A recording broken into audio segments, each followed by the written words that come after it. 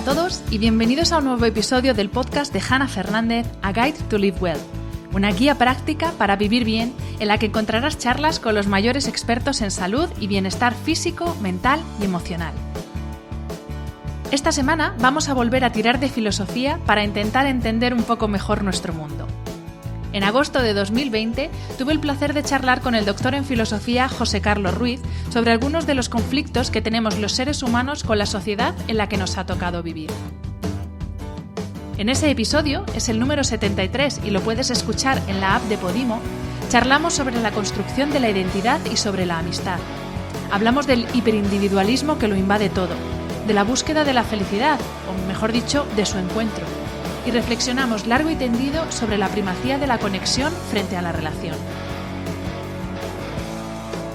José Carlos vuelve esta semana al podcast para seguir charlando sobre cómo aplicar la filosofía a los males de la vida moderna y en concreto a cómo utilizarla como herramienta frente al desánimo. Somos muchos los que nos vemos sobrepasados por el ritmo de nuestra vida. Una vida en la que hemos profesionalizado el tiempo libre y tenemos agendados hasta los momentos de no hacer nada, porque estamos obsesionados con el rendimiento y la productividad, y porque desde luego somos intolerantes a la incertidumbre, ya que, como decía Ortega y Gasset, hemos perdido el sentido de la perspectiva. Antes de comenzar con la entrevista, quiero presentarte al mecenas de este episodio. Gracias, Tiz, por confiar en este podcast. Tiz, T-I-I-Z, es la primera clínica especializada en ortodoncia invisible en España. Su propuesta es una nueva forma de entender la ortodoncia más estética y más cómoda para sonreír sin complejos desde el primer día. En TID te ofrecen un precio justo, cerrado y sin sorpresas, y la posibilidad de financiar tu tratamiento hasta en 48 meses. Utilizan los alineadores Invisalign, que son transparentes, se pueden quitar fácilmente para comer y su mantenimiento es tan sencillo como limpiarlos una vez al día con agua y un cepillo. Gracias a la tecnología 3D puedes obtener una simulación de cómo va a ir evolucionando tu sonrisa hasta el final del tratamiento. El resultado es más rápido y más preciso y sin el dolor de los brackets tradicionales, y además puedes comer y beber lo que quieras sin estar pendiente de los molestos restos de comida en el aparato. Sonreír es el primer paso para afrontar el desánimo del que vamos a hablar en este episodio. Y esa actitud de sonreírle a la vida es la que te va a permitir cambiar tu mundo y hacer felices a quienes te rodean. Gracias a ti, tendrás siempre tu mejor sonrisa. Descubre más entrando en tiz.es. Recuerda, tiiz.es. Te dejo el enlace en las notas del episodio. Bienvenido, José Carlos, y muchas gracias por aceptar esta nueva invitación a este podcast. Pues nada, Hanna, muchas gracias por la invitación, un placer. Pues, José Carlos, quiero plantear el episodio de una forma un poco distinta. Quiero aprovechar todo el contenido. Obviamente no podemos hablar de todo lo que tú tratas en Filosofía ante el desánimo, pero sí que he seleccionado algunos puntos que, en mi opinión, son los que nos están llevando al desánimo, tanto por la situación particular que estamos viviendo ahora como por cómo es nuestra sociedad actual, y si te parece los vamos a ir desgranando para ver de qué forma la filosofía nos puede ayudar a explicarnos por qué nos llevan al desánimo y sobre todo a recuperar el ánimo. Y lo primero que te quería preguntar es ¿qué diferencia hay entre desánimo y desgana? Porque creo que no es lo mismo. Bueno, claro, no es lo mismo. Así a grosso modo te diría que desgana tiene mucho que ver con que no tienes la voluntad para hacer algo que sabes que debes hacer, pero el deber hacerlo, que lo tienes muy claro, no implica el desánimo, implica simplemente la falta de voluntad para hacer algo que comprendes que es necesario, es obligatorio, es positivo para tu vida. Entonces, bueno, la desgana se apodera de nosotros de vez en cuando y es normal. Pero no te rompe los esquemas mentales, que eso es lo que sucede con el desánimo. Es decir, el desánimo en muchas ocasiones tiene que ver con que, de algún modo, la configuración de la vida que tienes en alguno de sus aspectos se rompe, se viene abajo, ¿no? Y no encuentras ni energías ni motivos para volver a configurarla. Y eso es lo importante, es decir, que no tienes ninguna motivación y tampoco tienes esa voluntad, esa energía para hacerlo. Entonces, el desánimo aparece en la vida.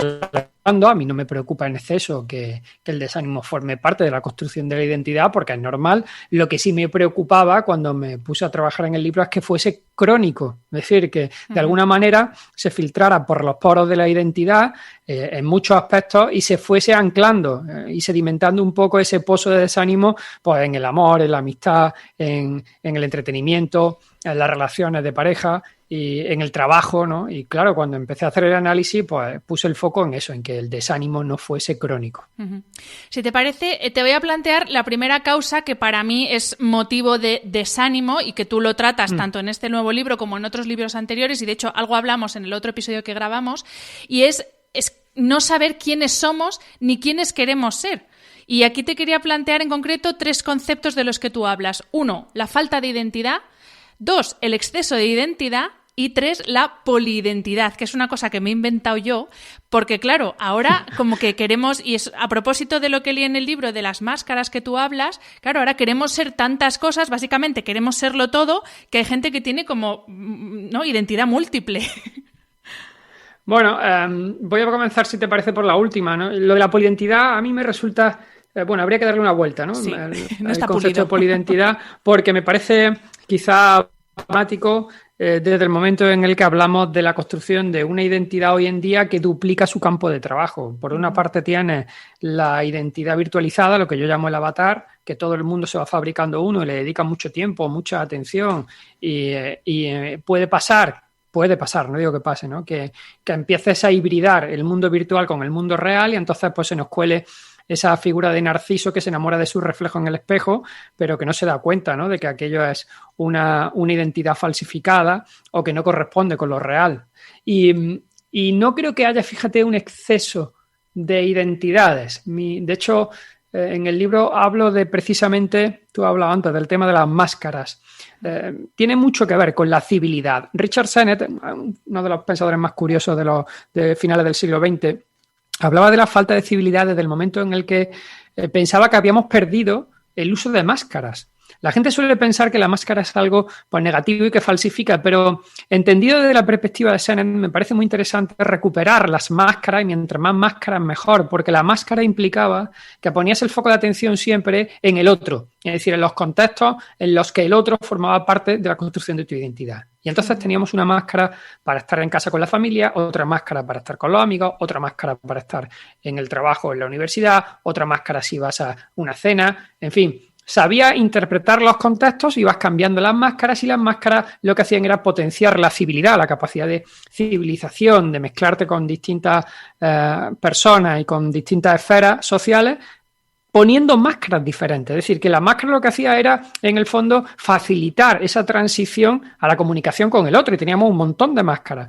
Pero creo que no, creo que en el siglo XXI la hiperidentidad, este exceso de identidad del que tú has hablado, tiene mucho que ver con decir, bueno, pues yo solamente tengo una y si te gusta bien y si no te aguantas, porque ahora el foco de atención ya soy yo, es decir, ya no te tengo en cuenta ni me interesa tampoco tu mirada en vivo y en directo, que no la puedo controlar obviamente, sino el hecho de decir que para mí la autenticidad está en decir yo soy así y por lo tanto tu mirada no me interpela a cambiar en ningún sentido. De hecho, Richard Sennett habla de la condena moral de la impersonalidad, es decir, la gente ya se autoobliga a tener esa especie de identidad fortísima que no tenga en cuenta nada más que el otro te acepte o te rechace al completo, ¿no? No es lo único, también Lipovetsky habla de eso, ¿no? Habla del reino de la personalidad, que tiene que ver con ese modelo de identidad del que tú hablas, donde dice que el yo, nuestro yo, lo que está presentando de una manera casi evidente es un deseo muy irrefrenable, y yo creo que esto lo estamos viendo en redes sociales especialmente, de tener que revelarnos, ¿no? De decir, bueno, yo soy así, fíjate, soy auténtico, ¿no? Entonces, bueno, el tema de la máscara me interesa mucho con ese exceso de identidad. Pero yo apuesto más por quizá en una pelea que tenían entre Heidegger, bueno, una discusión filosófica, ¿no?, entre Heidegger y Levinas. Heidegger apostaba, fíjate, por el hecho de pensar que la construcción de la identidad era el apropiarse de uno mismo y decía que la auténtica libertad de un sujeto está en poder apropiarte de ti mismo. Sin embargo, Levinas llegó a responderle de una manera muy bonita, a mi entender, que decía que la auténtica libertad pasa precisamente por desentenderse de uno mismo, por liberarse de uno mismo. Es decir, que la identidad no esté cerrada, que no tengamos que cercenar la posibilidad de ir cambiando, evolucionando, ir nutriéndonos con las diferentes cuestiones, ¿no?, que nos van sucediendo a lo largo de la vida, porque de lo contrario, al final empezamos a enfocar la construcción de la identidad desde el rango de lo que yo denomino en el libro la bulimia emocional, ¿no? Esa necesidad de estar experimentando cosas, vomitarlas en redes y esperar la evaluación del otro sin dejar que el nutriente vaya sedimentando la experiencia y extraer algún tipo de sabiduría de ahí.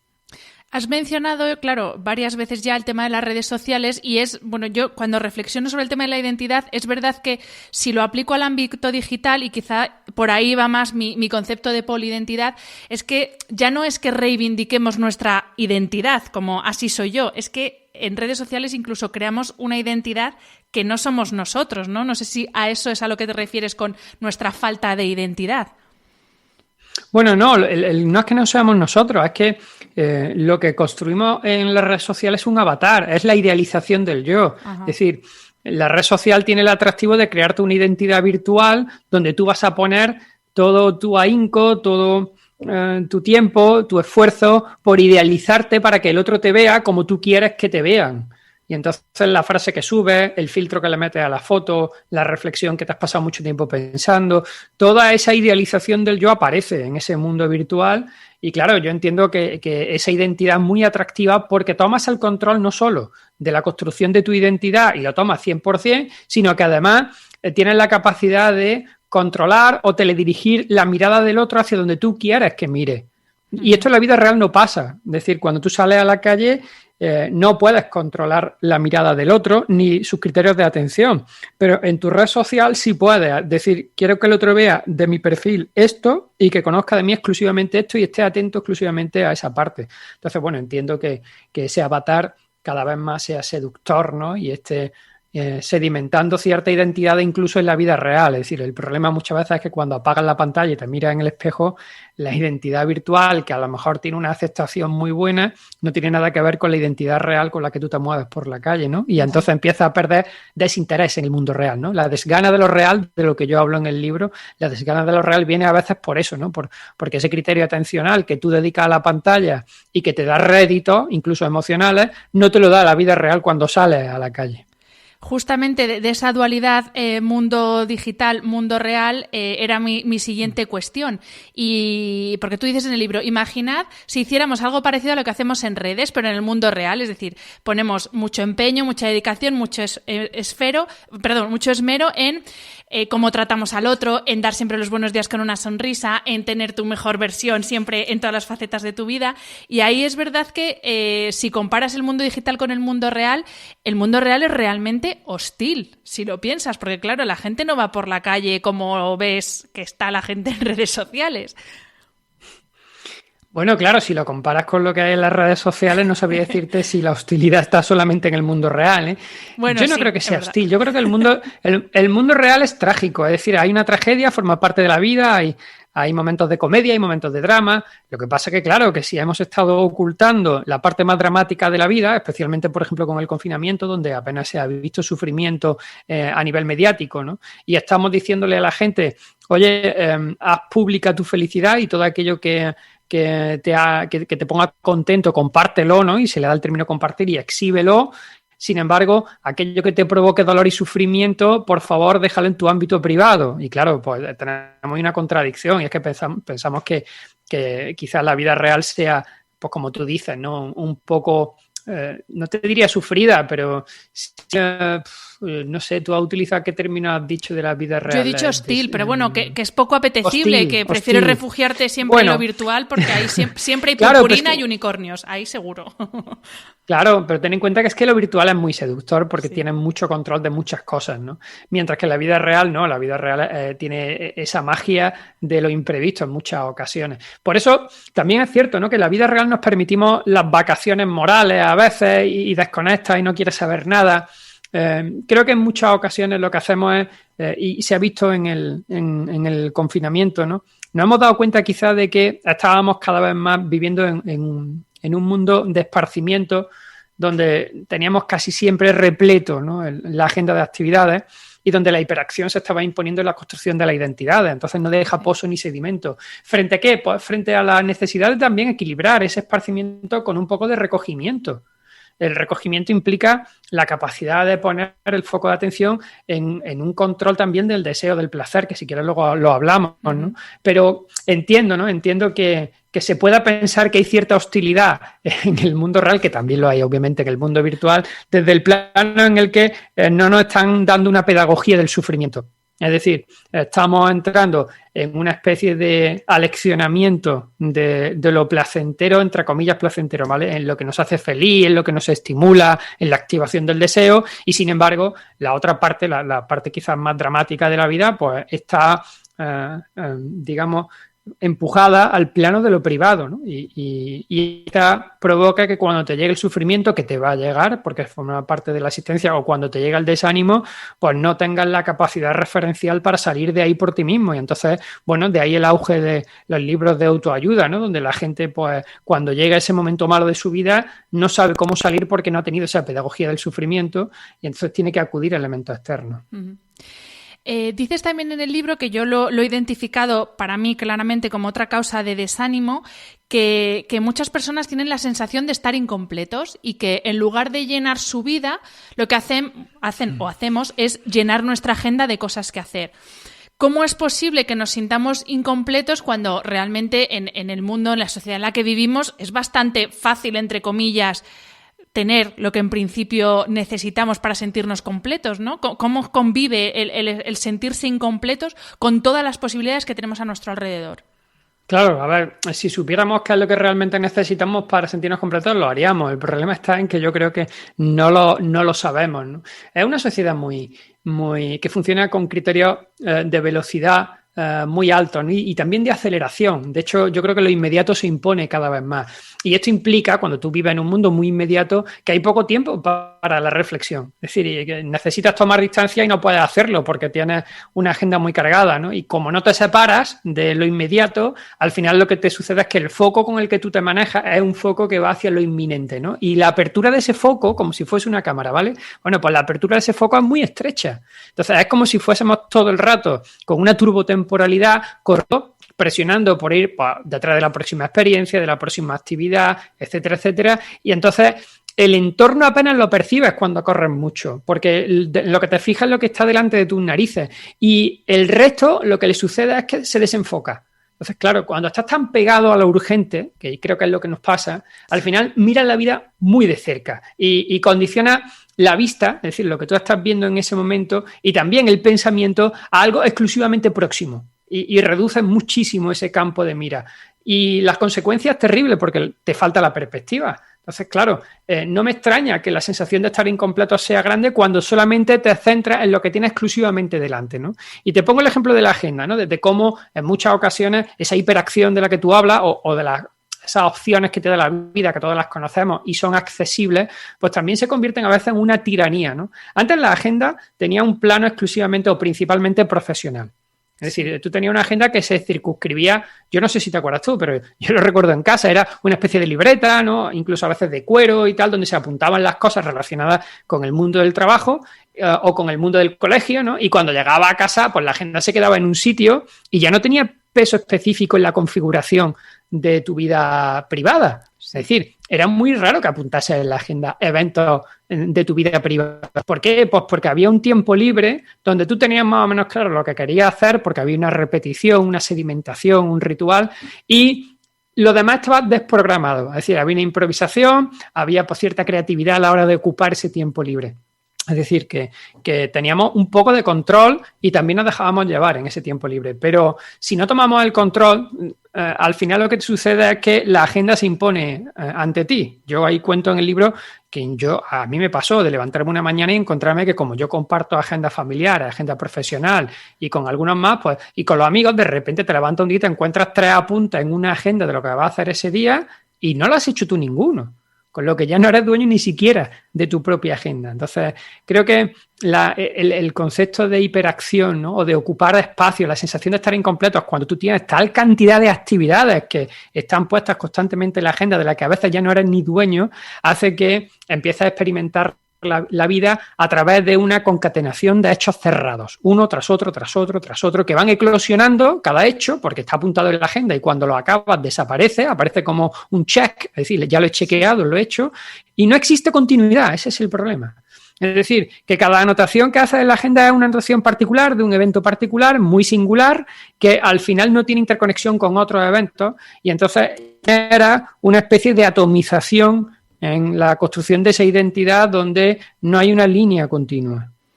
Has mencionado antes justamente la palabra ritual y quería que entrásemos también en este concepto y en cómo estamos perdiendo tanto los rituales de lo cotidiano como, y también lo hablas mucho en el libro, yo creo que también estamos perdiendo cultura, tradición, o sea, todo lo que nos configura, volviendo a hablar de la identidad, todo lo que configura nuestra identidad, lo estamos dejando de lado en esa bulimia emocional que decías antes de tener que estar, ¿no?, nuevo. Y tú lo dices en el libro, que hemos pasado del ritual, que es como algo más interno, a la ceremonia, ¿no?, que es eso de hago la foto y lo subo y lo comparto porque si no, no ha pasado. Es algo que creo que habría que pensarlo incluso a nivel pedagógico, fíjate. El ritual, ya lo decía Byung-Chul Han, el coreano, en su último libro, ¿no?, La pérdida de los rituales, yo lo he ampliado al campo de la ceremonia. ¿Por qué? Porque había una pedagogía incluso del placer en los rituales, es decir, cada casa tenía unos rituales muy concretos que se hacían en microcomunidades que iban configurando una parte de nuestra identidad. Entonces, cuando tú salías de tu casa y entrabas, por ejemplo, en casa de un amigo, encontrabas una extrañeza tremenda en sus rituales, ¿no? Y te parecía todo tan extraño. Ibas a casa de un tercer amigo y te pasaba igual, ¿no? Facilitaba, por ejemplo, el contraste. Facilitaba el pensamiento crítico que se activaba por comparación, ¿no? Por decir, joder, pues hacemos nosotros unas cosas y mi amiga hace otra completamente distinta. Y entonces enriquecía mucho la vida, esa diversidad de tener una identidad sedimentada, un ritual, ¿no?, que te iba dando un acompañamiento a lo largo de toda tu trayectoria vital y que empezaba. Yo hablo de un hilo, hago la metáfora del hilo de que, bueno, el hilo está tenso porque vayas donde vayas, ya lleva una identidad sedimentada en ese ritual. Entonces, pues el destensarlo en muchas ocasiones sucede en el siglo XXI cuando tú sustituyes ese ritual por un ceremonial. ¿Qué es un ceremonial? Porque en el ritual, digamos que la comunidad es la que ejerce el peso específico en la configuración de la identidad. No al completo, pero sí hay un alto porcentaje comunitario en esa construcción del ritual. Sin embargo, en el ceremonial no. El ceremonial implica que hay, en el caso, por ejemplo, del hogar, donde se mete una pantalla a través de una red social y son las 9 de la noche en casa y todo el mundo está sentado en su sofá, haciendo un ceremonial muy concreto donde lo importante eres tú. El ceremonial está estructurado con una serie de normas para formar parte de ese ceremonial, una red social en concreta, sea la que sea, y entonces tú te das de alta con tu avatar y empiezas a participar en ese ceremonial. ¿Qué es lo primero que suele hacer? Bueno, pues observas cómo la gente participa en ese ceremonial para entender un poco cómo se configuran las reglas de participación. Luego ya tú empiezas a participar y estás esperando la respuesta de los demás miembros de esa ceremonia. Pero lo importante es tu papel en la ceremonia, es decir, de repente los otros dejan de ser importantes en la configuración de tu identidad y empiezas a tener una preocupación mayor por tu papel dentro de la ceremonia y cómo evalúen tu papel dentro de la ceremonia. Y en esa construcción eres tú el dueño de esa identidad que vas generando, ¿no? Y entonces te puedes encontrar, que creo que puede ir pasando, o que sucede, ¿no?, cada vez más, que dentro de un mismo hogar, en el salón de casa, haya 3 personas participando en ceremoniales con otros yo virtuales, con otros avatares, sin necesidad de tener una interrelación ritual con los que tienes sentados al lado en el espacio físico, es decir, en el vivo y en el directo. Es decir, la vivencia que se construye dentro del plano del vivo y del directo pasa a un segundo plano y se sustituye por una virtualización del ceremonial. Eso hace que pierdas la construcción de la identidad en el plano de lo real, ¿no? Y entonces cuando sales por la puerta de tu casa, el extrañamiento ya no forma parte de ti, porque estás muy preocupado de tu avatar y de esa ceremonia, ¿no? Entonces, bueno, pues vas en tu autobús participando en tu ceremonial, llegas al trabajo y revisas tu ceremonial, y entonces estás un poco homogeneizando toda esa figura de la vida en torno a esos ceremoniales, donde lo que te interesa es la respuesta, el feedback, ¿no? Entonces, bueno, puede suceder que si le dedicamos cada vez más tiempo, más atención y más cuidado al proceso ceremonial, pues el ritual desaparezca y la importancia de lo real pues termine en lo que hemos hablado al principio, en la desgana. Uh-huh. Antes, justo cuando hacíamos esa contraposición entre el mundo real y el mundo virtual, nos decías que tú el mundo virtual prácticamente lo puedes diseñar, bueno, prácticamente no, lo diseñas tú con los fondos, con los filtros, con los colores, con los textos, con todo. Pero es que también dices en el libro que nos venden que nuestra vida también es un elemento que se puede dominar y configurar y que todo es cuestión de ponerle determinación, perseverancia, de crear hábitos. Pero claro, esto yo creo que choca de frente con lo que nos ha pasado a toda la población mundial durante la pandemia, que es darnos cuenta de que existe algo que es la incertidumbre, que siempre hay una parte, que tú lo dices también, el azar, el caos, la injusticia, hay una parte que no se puede controlar y claro, cuando uno cree que puede controlarlo todo y de repente te pasa algo, ¡boom!, pandemia, te pasa lo que nos ha pasado a muchos, que yo estuve 2 o 3 semanas en shock puramente porque no sabía lidiar con la incertidumbre propia de la vida humana. Claro, al final hemos perdido lo que Ortega se llamaba el perspectivismo de la vida, ¿no? Que tiene que ver con la suma de muchos puntos de vista en torno a la realidad, que es múltiple y fascinante.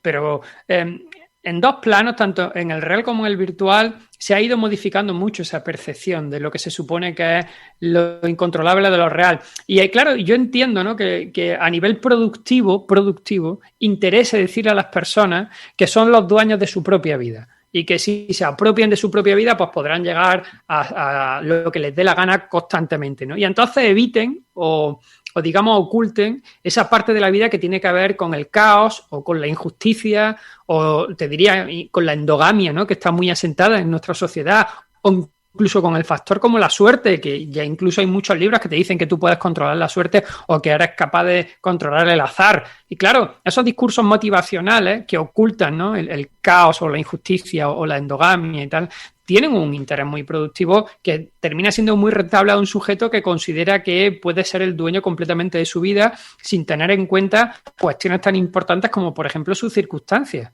Es decir, las circunstancias reales, las que van configurando, decía Ortega y Gasset, que 2/3 de la vida de una persona se pueden medir o se pueden más o menos conocer por el lugar en el que nace y el año en el que nace. Es decir, hay 2/3 de tu vida que van a configurarlo tus circunstancias, que no las eliges tú, que vienen impuestas. Es decir, el nivel cultural de tus padres, el nivel socioeconómico, el colegio en el que te educas, el barrio en el que creces, eso va configurando inevitablemente una parte de tu identidad. Inevitablemente, no digo toda, pero sí inevitablemente. Entonces, claro, si yo te digo que eso no tiene ninguna importancia, porque te pongo como ejemplo a un Max Zuckerberg, a un Steve Jobs, que en el garaje de su casa era como tú y ha llegado a ser famosísimo mundialmente, y elimino cualquier circunstancia real de esa vida, y además otra cuestión que también me parece muy relevante, hago una relajación de la simbología estética en esos mensajes, es decir, ya las clases sociales altas pues no tienen la estética que tenían hace 40 años, donde había una separación exclusiva entre clases sociales, nada más que empezando por la estética. Tú sabías que aquel era rico porque llevaba un coche de lujo, un reloj de lujo, un traje de lujo, etcétera, etcétera, y conocía una distancia enorme entre esas circunstancias que habían configurado a ese sujeto y a ti. Pero claro, si ahora sale caros que tú tienes, el mismo móvil que tú llevas, la misma camiseta de Zara comprada, cuando te das cuenta, hay algo que te hace pensar que puedes tener el control de esas circunstancias y que no son importantes en tu vida y que por lo tanto te puedes lanzar la cuestión del ideal por encima de lo real. Es decir, nos han vendido un determinismo de la vida. Es decir, tú puedes determinar tu vida 100% y por lo tanto tienes que lanzarte, ¿no? Y claro, es complicado porque a fin de cuentas, incluso en los procesos, yo ahí hablo en alguna parte del libro, en los procesos pedagógicos nos entrenan la voluntad como si fuéramos velocistas, es decir, que activen la voluntad muy fuerte, con mucha intensidad, para hacer algo con muchas ganas y sin embargo nos meten sueños, delirios de grandeza, o nosotros los compramos por no victimizarnos, ¿vale? Insertamos sueños que tienen que ver con un proyecto de maratón. Claro, porque lo que no te cuentan es que una persona durante miles de horas al cabo del día, de los meses, de los años, hasta que ha llegado a donde ha llegado, han sido millones de horas de trabajo brutales para llegar donde está. Pero esa parte en muchas ocasiones se la ahorran. Y tampoco te cuentan las millones de personas que haciendo eso no llegaron, porque eso no sale en ninguna noticia. Entonces, si no te cuento los millones que no llegaron y encima te ahorro todos los procesos de sufrimientos reales que una persona lleva, pues, por ejemplo, para alcanzar un cierto tipo de éxito, al final resulta que tú interiorizas un ideal de vida que requiere ser un maratoniano, es decir, entrenar constantemente durante mucho tiempo a largo plazo, y sin embargo tu voluntad te la hemos entrenado a corto plazo, es decir, a impulsos grandes que son muy, muy cortos y muy intensos. Entonces, esa desafección genera un desánimo brutal porque te das cuenta de que, oye, quieres hacer algo, empiezas a hacerlo con mucha intensidad, la voluntad baja rápido de intensidad, pasa al siguiente y estás de flor en flor, siempre eso sí, produciendo y siendo activo, perdiendo además esa capacidad de controlar la vida, ¿no? Así que estamos en un mundo en el que la autoayuda y, como te diría, los psicofármacos cada vez van a más. José Carlos, hay un tema, no lo tratas directamente en el libro, pero sí que yo creo que lo tratas en otras partes, que para mí es una causa de desánimo absolutamente, que es la adicción a la prisa con la que vivimos. De hecho, yo leo mucho a Byung-Chul Han, de hecho he recuperado mi gusto por la filosofía leyéndole a él y leyéndote a ti, y él habla de la sociedad del rendimiento, que está muy relacionado con, pues eso, con esa adicción a la prisa en la que vivimos, y tú lo mencionas en el libro como la atomización del tiempo, y me gustaría que nos desarrollaras un poco un concepto que has dicho antes, que es que perdemos la continuidad temporal. ¿Qué quiere decir eso? Bueno, la continuidad temporal tiene mucho que ver con darle un sentido. Decía, creo que era Schopenhauer, que la vida cobra sentido cuando uno mira hacia atrás, pero que se tiene que vivir hacia adelante. Eso significa que las categorías temporales tienen que recuperarse en la construcción de la identidad. Es decir, no podemos pretender que toda la intensidad y la perspectiva se ponga exclusivamente en un presente inmediato, porque entonces vamos a perder la perspectiva de lo que es importante en la vida o de esa construcción de la identidad, ¿no?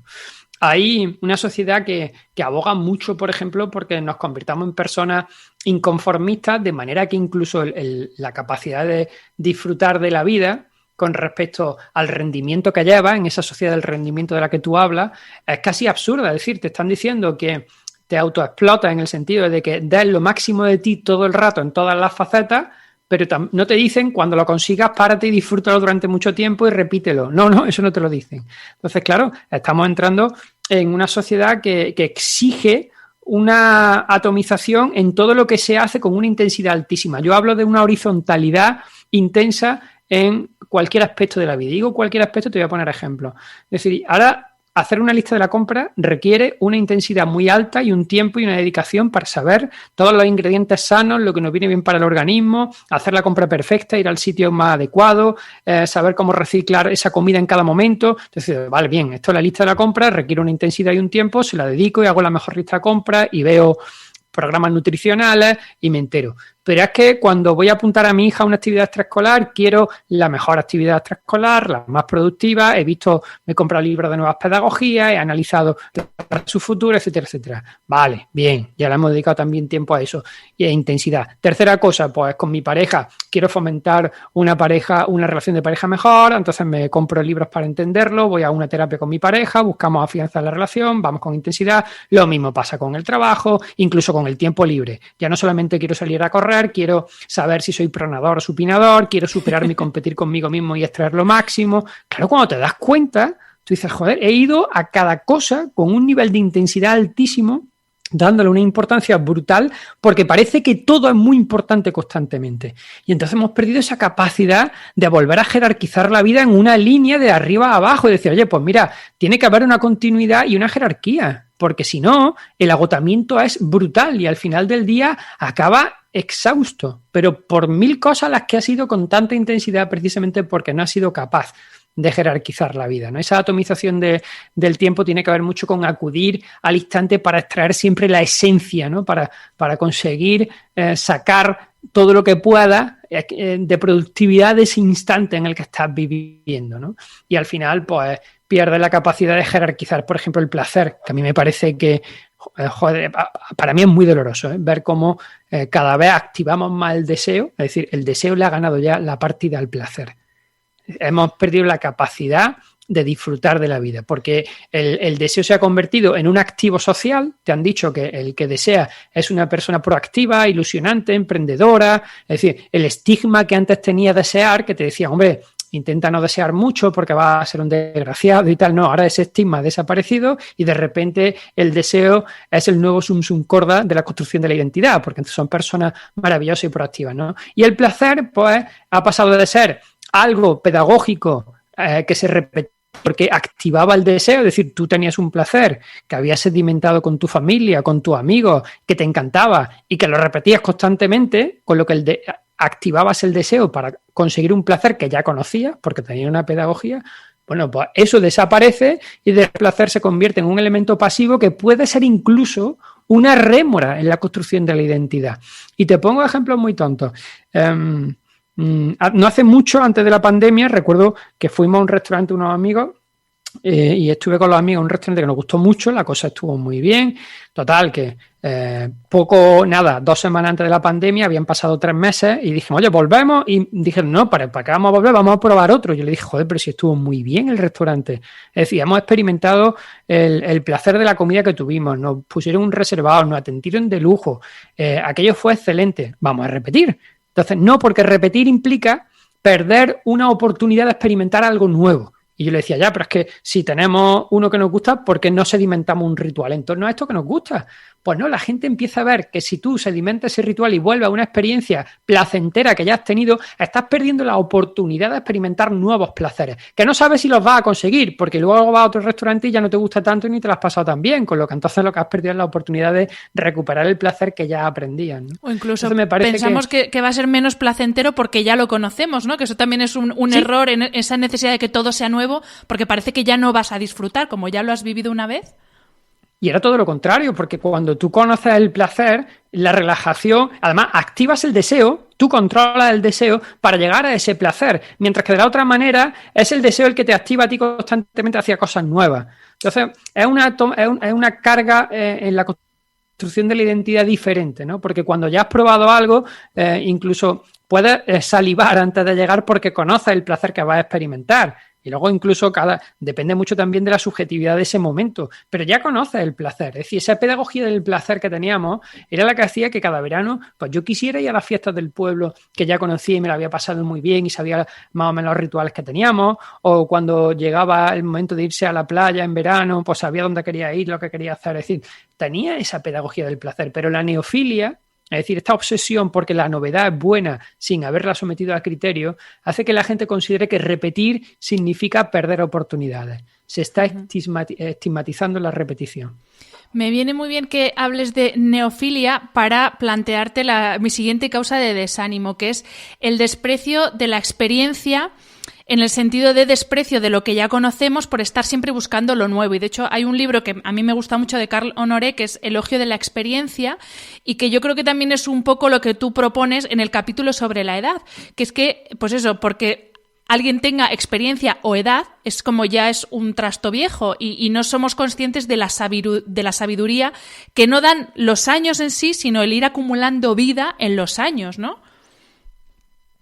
Bueno, vida, pero sobre todo también conocimiento. Es decir, también, sí. Tener experiencia, claro, tener experiencias por tener experiencias no lleva a ningún sitio. Yo, de hecho, cuando hablo al principio del libro de bulimia emocional, lo digo muy claro. Se trata de que, oye, si tú quieres tener experiencia, es maravilloso, pero entonces hay que dejar tiempo para 2 cosas. Primero, sedimentar la experiencia y segundo, dejar que nutra al organismo, es decir, extraer algún tipo de conocimiento de la experiencia, porque si no la revisas, si no acudes a esa experiencia que has tenido y además para acudir activas la imaginación, porque ya no estás viviéndola, tienes que volver a imaginarla, ¿no? Y activas la memoria, que son 2 elementos fundamentales, por ejemplo, para la creatividad. Es decir, que revisar una experiencia que uno ha tenido, activando la imaginación y la memoria, implica ver qué podemos extraer de esa experiencia para la vida. Entonces, la sabiduría tiene mucho que ver con la capacidad de extraer de esa experiencia un tipo de conocimiento que te venga bien para el proyecto vital que tienes enfrente.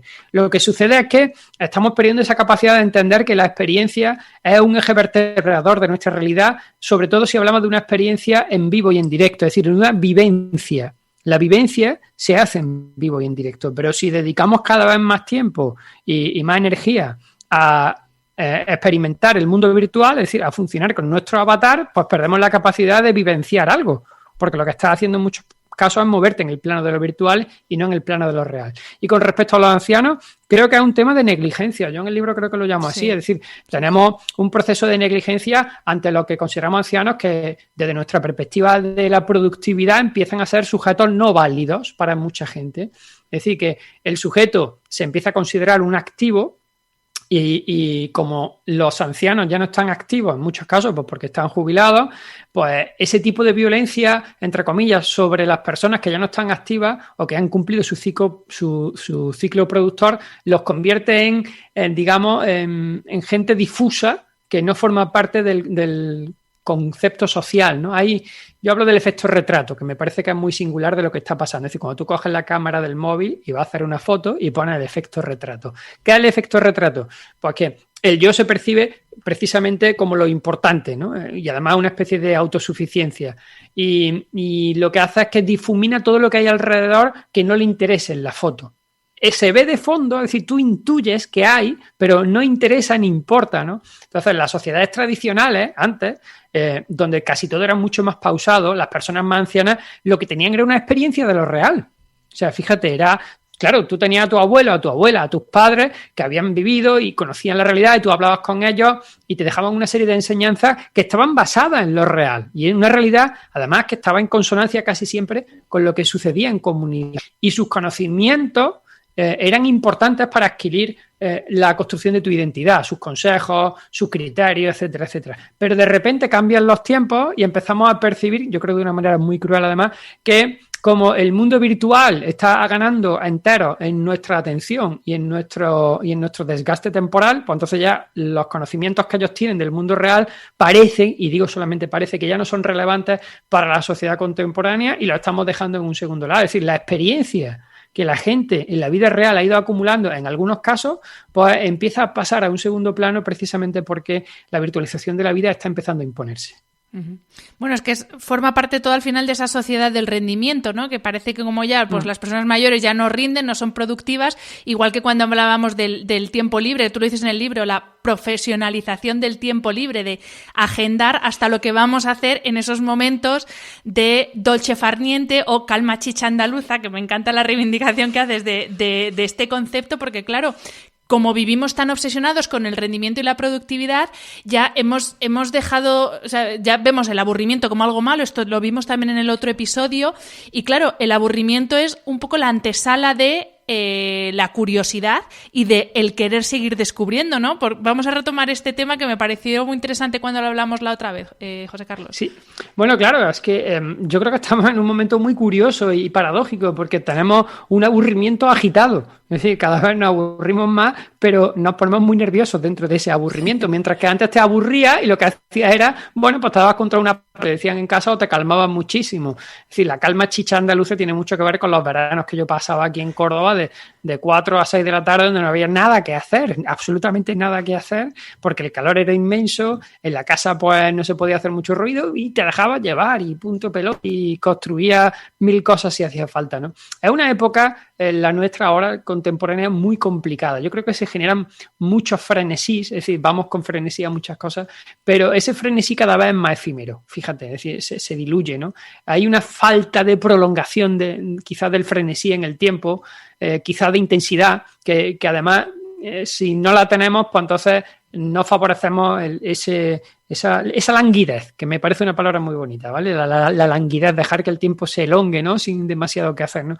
¿Por qué? Pues porque casi estamos, yo creo, muy preocupados y cada vez más educados en activar el entusiasmo constantemente, en ilusionarte, porque te dicen que la ilusión es lo mejor del mundo y entonces esa proactividad, una vez activada, lo que nos sucede en algunas ocasiones es que los mecanismos de activación y de resistencia, sobre todo los de resistencia, es decir, una vez que lo activas es muy bonito. El problema está que esa resistencia tiene que llegar, ¿no? En algún momento, si quieres que no llegue el aburrimiento a formar parte de esa identidad, ¿no? El aburrimiento, además, yo creo que también hace acto de presencia cuando nos tomamos muy en serio el tiempo libre. Y esto se está convirtiendo en una seña de identidad del siglo XXI. Sí. Es decir, la gente ha profesionalizado el tiempo libre en todos los niveles.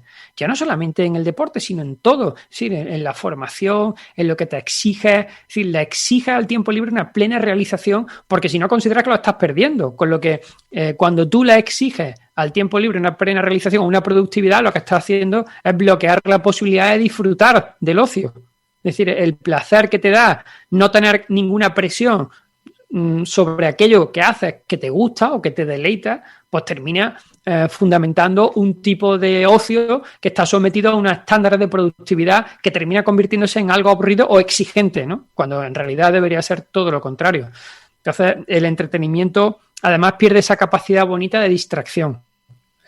En la distracción, yo lo cuento en el libro, viene del latín distraere, que significa arrastrar o tirar y separar también. Es decir, que en teoría la distracción tiene que ver con algo que te separa de donde tú estás y te conduce a otro camino, ¿no? O sea, imagínate qué cosa tan fascinante el que te separen de donde tú estás y vayas hacia otro sitio y te olvides de ti, ¿no? Esa es la verdadera distracción, la que te va o te lleva a un camino divergente, en la que te apunta a otra dirección. Y esto ya no ocurre.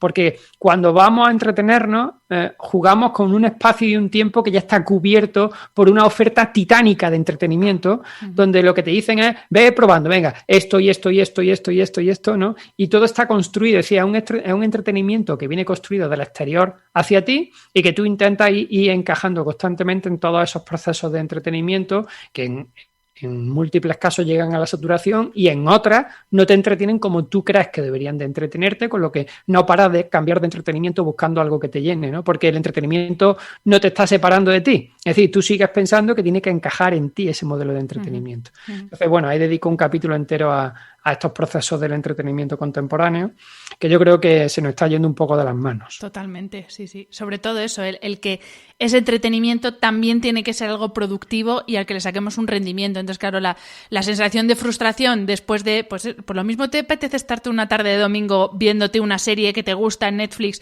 pero claro, cuando acaba esa serie, en vez de decir, bueno, pues lo he disfrutado tal, y dices, joder, no, es que he tirado toda la tarde, es que no he hecho nada, es que... Entonces, sí, es un poco que se nos Pero fíjate, sí...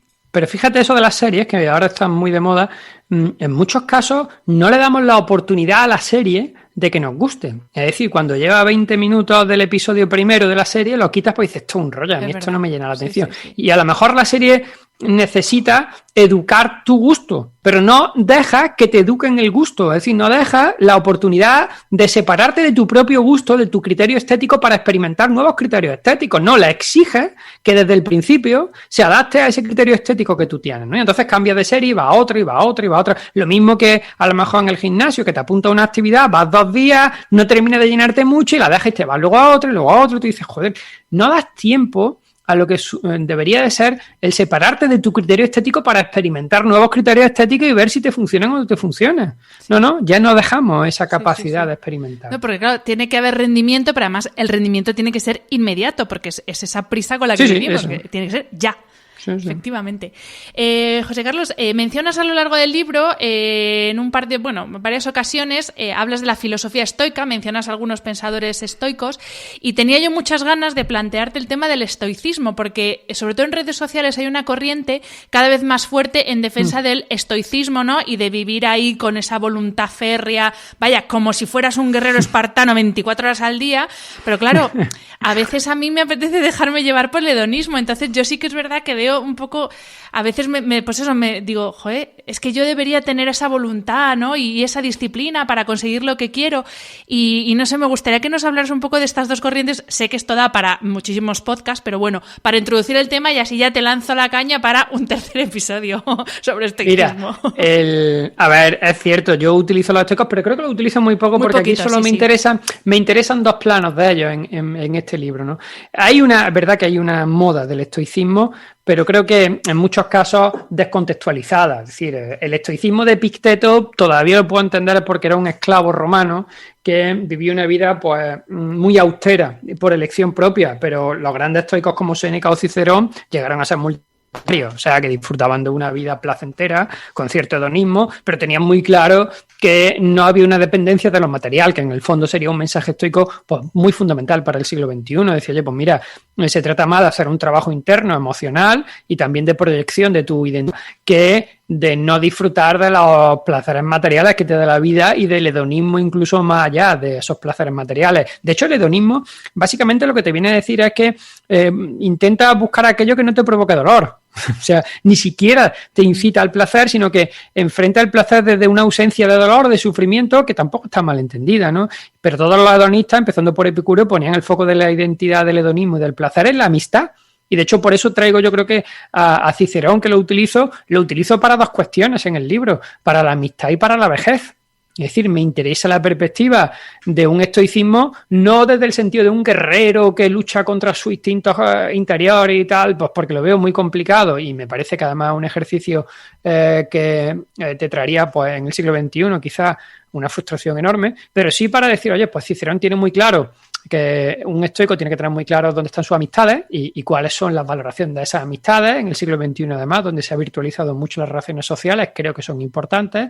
O también cómo él considera la vejez, el de senectute, ¿no? Ese plano sí me interesa porque tiene mucho que ver con la capacidad de construir una identidad a través de los otros o del ejemplo del otro. Y en la vejez él llega a decir algo muy bonito, dice que él llega a decir de la vejez que todo el mundo quiere llegar a viejo, pero que cuando llega todo el mundo le echa la culpa a la vejez. Dice, joder, pues ya, pero tu objetivo vital no era llegar a la vejez, coño, pues si has llegado, disfrútalo. Es decir, al menos lo que te concede la vejez, que tiene que ver con el júbilo, la jubilación, la alegría, intenta disfrutarlo, ¿no? Entonces, esa parte del estoicismo es la que quiero recuperar, no tanto la parte, como tú has dicho, espartana, ¿no? Que es verdad que es la que se vende en muchos casos de un autocontrol pleno, porque como tú has dicho, en muchas ocasiones necesitamos tomarnos vacaciones incluso del deber moral. Claro. Es decir, en muchas ocasiones quieres desconectar, quieres relajar y es humano porque somos seres paradójicos en casi todos los sentidos. Paradójicos porque sabemos, por ejemplo, pues que debemos de comer bien, hacer ejercicio, llevar una alimentación muy sana, pero no lo hacemos porque nos dejamos vencer a veces pues, por esa parte más placentera del placer más sensorial. Queremos sacar buenas notas y perseverar en el trabajo, pero a veces la voluntad se viene abajo pues porque se desconecta para otra cosa. Es decir, sabemos lo que debemos de hacer para llevar una vida perfecta, pero la voluntad también tiene su manera de entender la vida, no siempre desde esa perspectiva. Entonces, bueno, me parece que el estoicismo bien entendido no tiene que ser algo radical, ¿eh? Sí, no, y sobre todo rígido, porque al final entramos en esa, pues eso, rigidez y volvemos otra vez a rendimiento, ¿no? A duchas frías, sí, porque esto genera o no sé qué hace con la grasa marrón. A ejercicio no sé qué horas, en ayunas de no sé en ayuno de no sé cuántas horas, porque esto ayuda no sé qué, no sé cuánto. Entonces al final, claro, es una rigidez que dices, madre mía, es que parece que estoy en la película Gladiator. Sí. De hecho, son dos ejemplos que yo conozco personas que lo han hecho. Y sin embargo, no se trata de que tú controles con ejercicios cuestiones que yo creo que son fáciles de controlar si quieres, sino precisamente de que vayas construyendo la identidad teniendo muy claro una lista de jerarquía de prioridades, ¿no? Cuando los estoicos Epicteto en el Enquiridión dejan escritos a sus discípulos que lo primero que un estoico tiene que tener claro son las cosas que dependen de uno y las que no dependen de uno. Entonces, bueno, pues enfocar el proyecto de vida en torno a lo que depende de ti y empezar a aceptar que lo que no depende de ti pues también tiene que formar parte de ti o te afectará de alguna manera, entonces el control tiene que pasar por ahí, ¿no? Pues yo qué sé, con los haters en redes sociales, con las críticas, yo que desde que he sacado el libro, pues me he llevado un par de guantazos enormes, ¿no? De gente que no le gusta el libro y tal. Bueno, pues ya está, sabes que la opinión de los demás no depende de ti, entonces si hay dos o tres personas a los que no les gusta el libro, pues nada, es lo normal, no puedes gustarle a todos, lo aceptas y punto, o gente que te critica, en fin, las opiniones que no dependen de ti no deberían de afectarte demasiado, ni las buenas ni las malas. Ni las buenas ni las malas. Entonces, bueno, yo creo que el estoicismo entendido así es más sencillo de llevar que en el fanatismo que tú me has puesto, ¿no? Que sí, que conozco personas que se dan duchas de agua fría y a diario porque consideran que ese geo empodera mucho al sujeto. Sí, absolutamente. Pues José Carlos, yo he llegado al final de mis causas de desánimo, pero quería dejar para el final la última, que me he dejado alguna que quieras tú añadir, porque claro, en el libro hay muchas más, pero bueno, ¿me he dejado alguna que nos quieras comentar? Bueno, te diría así por encima que tuviéramos cuidado, quizá hay una que comento en el libro sobre la diferencia entre moda y tendencia. Ajá. Que me parece que sería interesante señalar para tal que no esté escuchando de cara a que la construcción de la identidad sea equilibrada. Y es que en los últimos tiempos las modas se orientaban o se focalizaban hacia personas de un sector muy concreto. Porque había una moda pues para gente de 30 a 50 años de clase media o media alta y entonces se diseñaba la publicidad y se potenciaba para ese tipo de personas y el resto que no estábamos ahí metidos pues no nos sentíamos interpelidos a formar parte de eso. Pero de repente la sociedad contemporánea ha encontrado el sum sum corda del sujeto contemporáneo en el modelo de consumidor total. ¿Por qué? Pues porque antes el que estaba dentro de esa moda quería consumir esa moda, pero el resto no. Entonces, si tú no formabas parte de eso, pues no te convertías en un consumidor. Pero de repente llegan las tendencias y las tendencias se convierten en un espacio que no tiene referencias ni relacionadas con la edad ni con la clase social. Eso implica que cualquier persona de cualquier edad empieza a desear formar parte de una tendencia, con lo que nos convierte en consumidores universales. Y eso también conlleva que la energía que estamos depositando en formar parte de las tendencias, para la gente joven todavía es fácil y la puede gastar, pero a medida que vas cumpliendo años, las tendencias tiranizan o violentan mucho al sujeto. Y pongo ejemplos ahí, como por ejemplo pues el de mi madre, que con 75 años me la encontré en Pilates con mi alumna de 21, haciendo Pilates en un gimnasio, y las dos llevaban las mismas mallas de la misma tienda. Y ninguna se siente fuera de contexto. Es decir, las dos estaban en un espacio que hace 20 años era impensable para dos generaciones tan separadas unas de otras, y que compartían no solamente una actividad física, sino también una estética. Y lo mismo pasa, yo lo cuento en muchas. A mí me pasa pues con mi vecino que va con 52 años y su traje, con su patinete eléctrico al trabajo y el mismo patinete que lleva mi alumno a la facultad, y no se siente ninguno fuera de lugar. O mi padre, que lleva un smartwatch, que lo lleva mi amigo también de 30 años menor que él, y han fusionado, han hibridado, ¿no? Las modas han desaparecido y de repente la tendencia hace que todo el mundo quiera formar parte de la tendencia y olvida, ¿no?, esa edad mental o esa clase social, porque aunque lo tengas que pagar a plazo lo vas a hacer, ¿no? Mientras que a lo mejor es multimillonario y se puede comprar 7.000 iPhone, tú solo te puedes comprar uno durante 2 años pagándolo a plazo, pero olvidas, ¿no? Olvida esa seña de identidad tuya. Entonces esa pérdida de la identidad hay que tenerla muy en cuenta, porque puede que nos tiranice en los procesos de construcción de la personalidad, ¿no? Y ahí señalo, ¿no?, que hay que tener mucho cuidado en que no nos frustremos y que tengamos muy claro lo que son las tendencias y lo que son las modas. Claro, pero ahí lo malo no sería tanto el, pues, democratizar, entre comillas, las tendencias, y que ya no sea tanto, pues eso, es que no tienes edad para, sino el no pretender que todas las tendencias, o sea, llevar todas las tendencias puestas, como digo yo, llevar toda la información puesta, porque al final, efectivamente, eso es ahí es donde está, ¿no?, la pérdida de identidad. O no sé si lo he entendido bien la diferencia entre moda y tendencia. El hecho de que se fusionen generaciones no tiene ningún problema, siempre que cada generación sepa dónde está y qué pertenece. Pero, por ejemplo, una tendencia que requiere una actualización constante. Estamos en una sociedad donde está el imperio de la actualización sometiendo a la gente con una tiranía enérgica que se precisa para actualizarse. Entonces, cuando tú tienes 20, 30, 40 años, seguir la tendencia, bueno, lo puedes medio sobrellevar. Pero cuando tienes 50, 60, 70 años, el tener que estar dentro de la tendencia para ser visibilizado empieza a ser muy violento, sí. Y requiere grandes dosis de... Entonces, claro, la sociedad, yo creo que está haciendo que personas se autoobliguen a actualizarse, dedicando mucho tiempo y mucha energía a formar parte de esas tendencias, y estamos perdiendo, por ejemplo, por la percepción del legado. Es decir, no recibimos legado porque es que la gente no tiene tiempo de pensar ni siquiera en el legado, porque los procesos de las tendencias requieren una actualización constante de ti en todos los sentidos, ¿no?